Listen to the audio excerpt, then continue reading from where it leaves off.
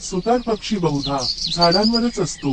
पायाच्या बोटांवर असलेल्या अंकुचीदार नखांनी खोडाला घट धरून तो चढवर चढून जाऊ शकतो. खोडावर तो सरळ चढत नाही. खोडाभोवती मंगळसूत्राप्रमाणे वळणे घेत तो वर जातो व शेंड्यावर पोहोचल्यावर उडून दुसऱ्या झाडाच्या खोडावर जाऊन बसतो. झाडावर चढत असताना चोचीने सालीवर भराभर घाव घालून तो ती फोडून काढतो आणि तिच्या खालचे किडे खातो.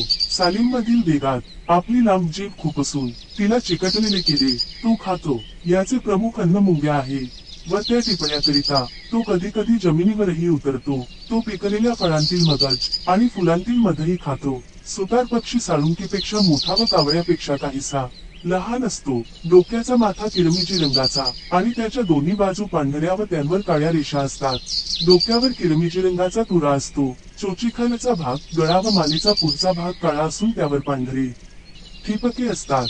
पाठीचा पुढचा भाग सोनेरी व मागचा भाग काळा असतो. शेपटी ताठ व काळी, पंख सोनेरी, त्याच्या कडा काळ्या आणि खालची बाजू बदामी पांढरी व तिच्यावर काळ्या रेषा असतात. मादी नरासारखीच दिसते, परंतु तिच्या माथ्याचा पुढचा अर्धा भाग काळा असून त्यावर पांढरे ठिपके असतात व त्याच्या मागे किरमिजी रंगाचा तुरा असतो. चोच लांब, मजबूत व धारदार असते. जीभ बारीक व लांब असते.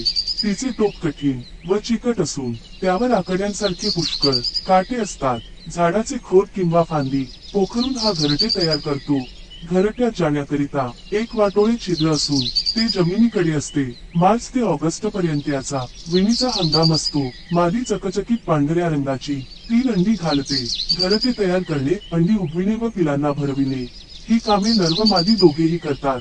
सुतार पक्षाची माहिती आवडल्यास नक्की व्हिडिओला लाईक करा आणि चॅनलला सबस्क्राईब करा.